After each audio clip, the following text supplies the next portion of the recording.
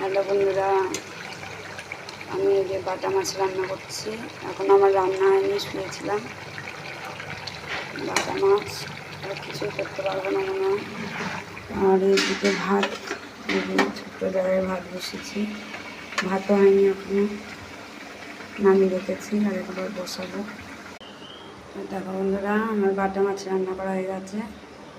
আর এদিকে বেগুন পোস্ত করে রেখেছি রাতের জন্য। কালকে আমার মেয়ে অনেকই কাজ করেছিল, আজকে কোনো কাজ করেনি, সবে স্নান করে ঢুকলো, কোনো কাজ করেনি আজকে ও। কালকে আমার অনেক কাজ করে দিয়েছিল, মাজা ঘষা সবই। তো কালকে আমার মেয়ে লুচি বেলে দিয়েছিল, ছাড়া হয়নি ভিডিওটা। তো আমার মেয়ে দেখো লুচি বেলে দিয়েছে, কালকে কড়া মেজেছে, অনেকই কাজ করে দিয়েছিল। কালকে একদমই উঠতে পারছিলাম না, আর বিপত্তারিণী উপোসও করেছিলাম। তো দেখো কেমন আমার মেয়ে লুচি বেলেছে, তোমরা কমেন্ট করে জানিও। বন্ধুরা দেখো, আমার খুব শরীর খারাপ, আমার মেয়ে লুচি বেলে দিচ্ছে।